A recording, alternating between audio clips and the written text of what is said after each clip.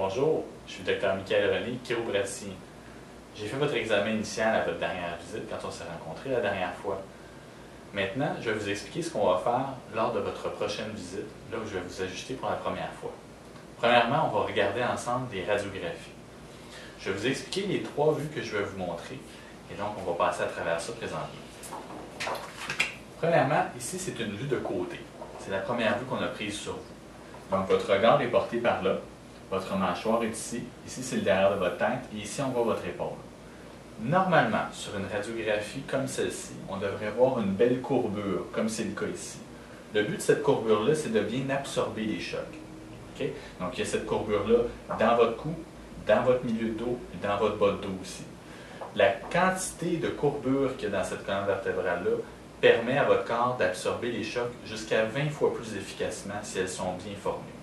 Donc, normalement, cette courbure-là devrait être à peu près de 30 à 40 degrés. Ici, je vais vous donner un exemple de quoi ça pourrait avoir l'air sur une radiographie d'une personne qui a des problèmes de santé. Vous voyez ici la différence au niveau de la courbure. On voit un S dans cette courbure-là. On voit aussi de la dégénérescence discale.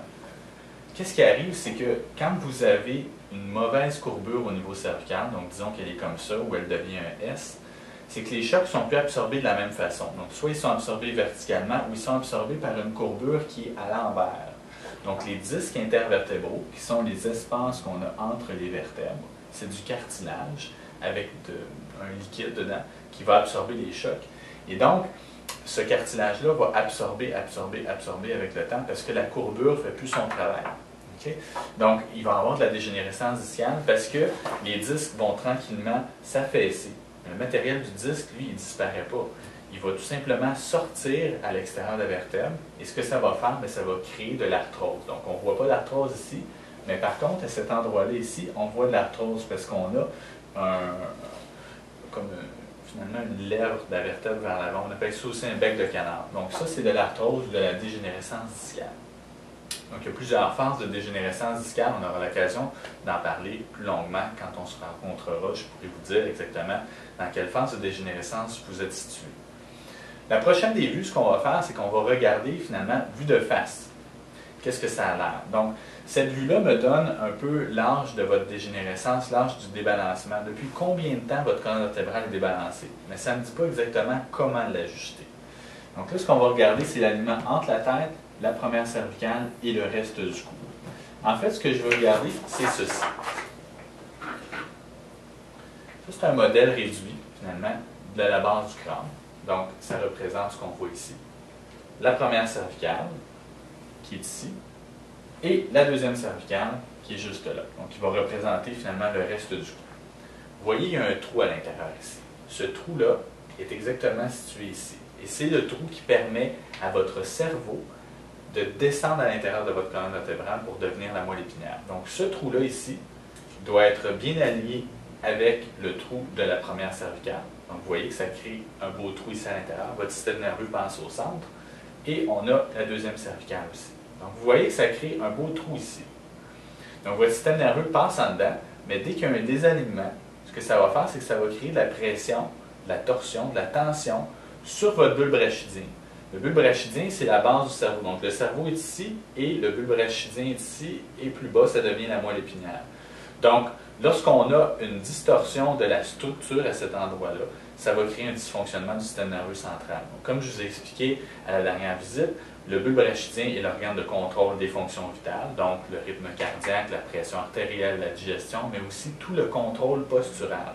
Donc, s'il y a un désalignement à ce niveau-là ici, ça va faire une pression sur la base de votre cerveau et ça va commencer à tordre votre posture. Et ça va éventuellement vous donner des douleurs soit au cou, au dos, au bas du dos, aux épaules, aux genoux, etc.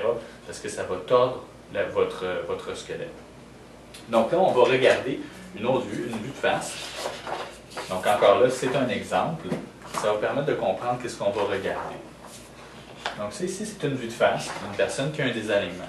Donc on voit ici les yeux, le nez, la bouche et le cou qui est derrière.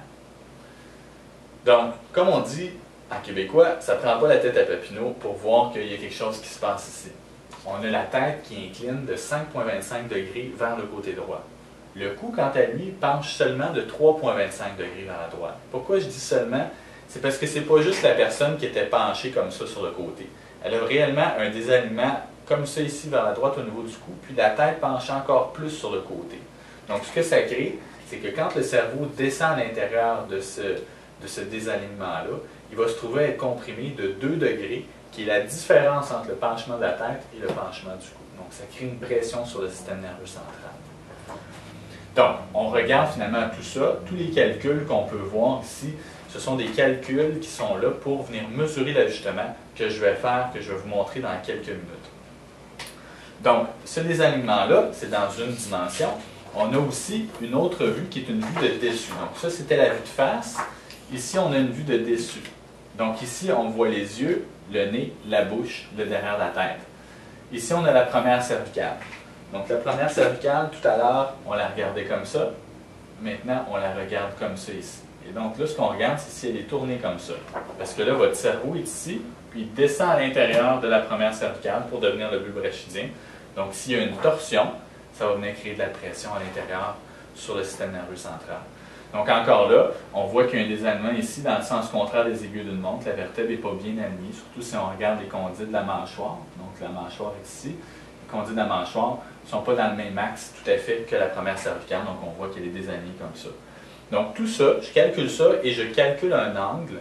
Donc, on va pouvoir appliquer tout à l'heure au niveau de l'ajustement. Donc, ça complète ce que je voulais vous parler au niveau des radiographies. Là, on va regarder comment ça va se passer, l'ajustement. Alors maintenant est venu le moment de vous expliquer comment on va procéder à ce fameux ajustement chiropratique NUCA. Donc, le patient doit s'asseoir sur la table ici. Et donc là, on va le positionner exactement dans la position qui a été mesurée sur les radiographies. Donc, ce qu'on va faire, on va demander ici à ma patiente de s'allonger sur le côté, les 2 épaules bien droites. Et donc, sa tête va reposer sur la pièce ici d'ajustement. Donc, la plupart des gens remarquent que cette pièce-là se trouve à être quand même assez dure. C'est pour avoir le meilleur point de contact possible sur la pointe du crâne qu'on a besoin d'utiliser. Donc, soit on utilise à la base du crâne ici, ou on peut déplacer la pièce à l'endroit où on a besoin. Donc, cette pièce-là, finalement, se déplace autant en profondeur qu'en largeur, qu'en hauteur aussi. Donc, on peut modifier la hauteur de la tête, tout dépendamment du désalignement. Donc, si une personne, son cou penche ou qu'elle a certaines considérations dans sa colonne vertébrale, on peut adapter l'ajustement exactement à l'angle qu'on a besoin de faire.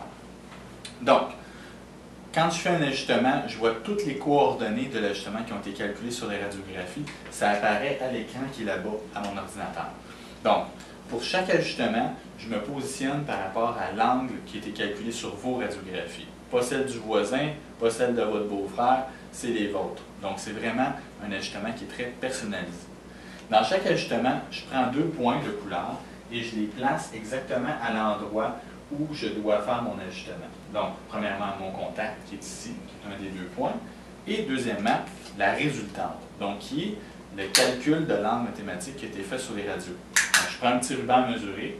Le disons ici comme exemple, je vais utiliser un O3 antérieur 2. Donc, je vais prendre 3 pouces ici vers le haut, 2 pouces vers l'avant, et donc je place mon deuxième point ici. Donc, j'ai un point qui est là, et j'ai un point qui est là. Donc ça détermine un angle dans lequel faire mon ajustement. Donc, puisque mes 2 points sont ici, ça me donne un angle comme ça.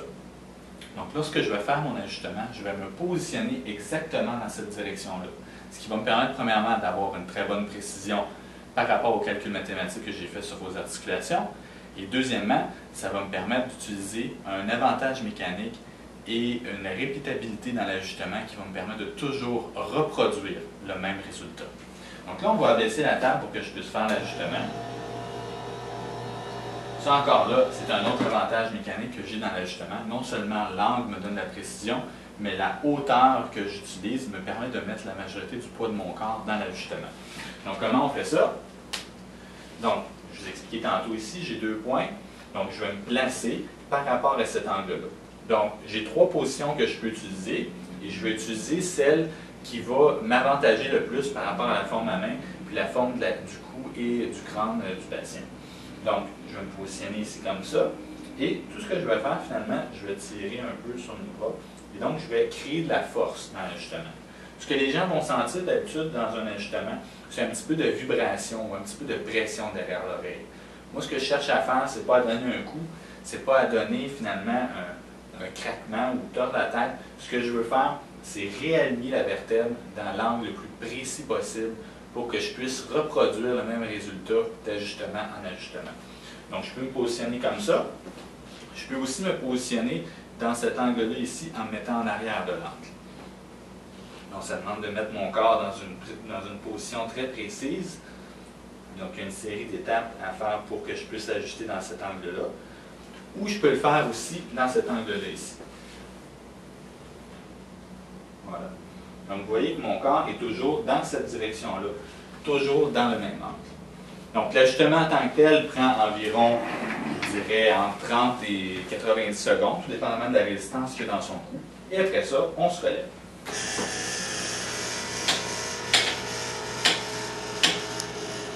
Voilà, vous revenez, madame. Donc, suite à l'ajustement, ben là, on remesure la posture, on remesure la longueur des jambes pour déterminer si on a obtenu une réaction de la part du système nerveux. Par la suite, après votre premier ajustement, ce qui n'est pas le cas pour les autres ajustements par la suite, parce que le premier ajustement nous permet de déterminer si l'intervention a été efficace. Par la suite, si on sait si elle est efficace, on n'a pas besoin de reprendre d'autres radiographies. Donc, après le premier ajustement, on passe en salle de radiologie pour aller reprendre certaines des radios qu'on a prises à la visite initiale. Ça va nous permettre, premièrement, de voir si l'ajustement a bien fonctionné, puis deuxièmement, si je peux améliorer l'angle d'ajustement, bien, je vais le régler, faire du fine-tuning, comme on dit en bon français, pour permettre à l'angle d'être le plus efficace possible. Donc, c'était le Dr Michael René, chiropraticien pour le Centre chirospécifique, et au plaisir de vous voir pour votre premier ajustement.